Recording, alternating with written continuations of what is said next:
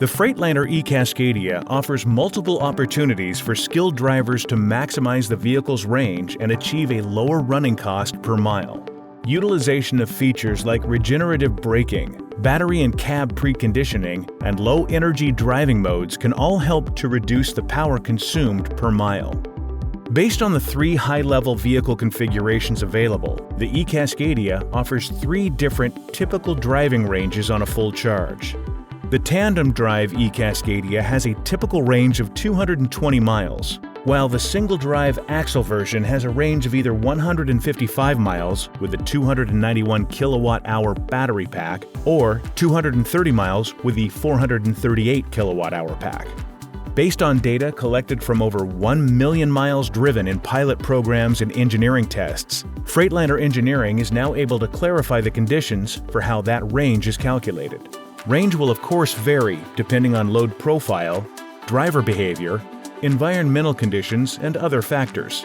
But these typical range targets should represent an average performance under the conditions that are typical for the eCascadia's target use applications, such as short haul, drayage, intermodal, or regional delivery routes. Drivers are expected to utilize the regenerative braking function throughout the trip, and payload is diminishing throughout the duty cycle, which means cargo is either gradually unloaded throughout the trip or the trailer is full when outbound and empty on return.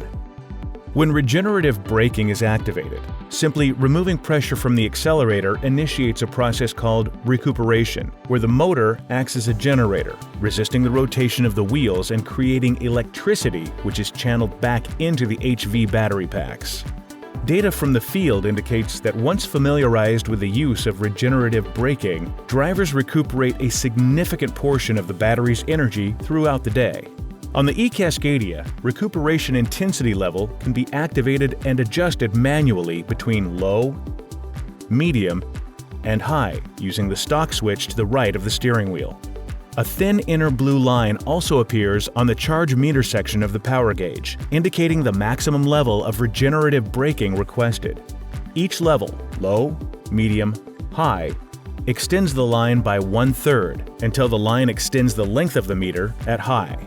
The eCascadia can also be spec'd with dynamic recuperation control, where regenerative braking actively responds to how much pressure the driver applies to the accelerator, a feature referred to as single-pedal driving.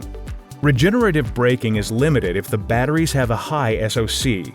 It may also be limited if the high-voltage batteries are cold. In such scenarios, the driver is notified of this limitation through a message appearing on the driver's display. When regenerative braking is limited, use extra caution, as the vehicle will require increased reliance on the service brakes for stopping.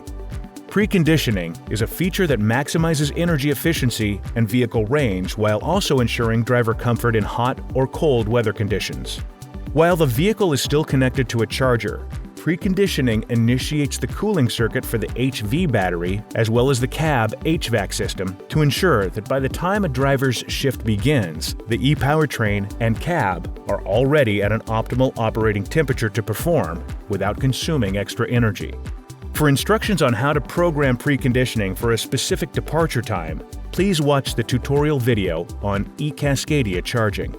Much like the fuel economy improving feature on the diesel Cascadia, the eCascadia also comes equipped with multiple selectable driving modes, including economy, range, and, if selected as an optional feature, performance. The driver can change between driving modes as desired using the Driving Program button on the Shift Control stock switch to the right of the steering wheel. Economy. This is the default setting, tuned to provide high efficiency while not sacrificing power. This mode slightly restricts the maximum available torque and acceleration rate to limit energy consumption. Range. In this setting, there is an overall vehicle speed limit of 55 miles per hour, and HVAC performance is reduced. This mode consumes the least energy and is suggested for situations where the vehicle's range is a primary concern. Performance. This setting is used when the driver needs maximum continuous performance from the truck. This mode increases energy consumption but enables unrestricted power, torque, and acceleration. if the vehicle's high-voltage batteries reach a 15% SOC while in performance or economy mode, the vehicle automatically transitions into range mode. When transitioned into range mode by a low SOC, the power gauge reduction is marked by an amber line and caret.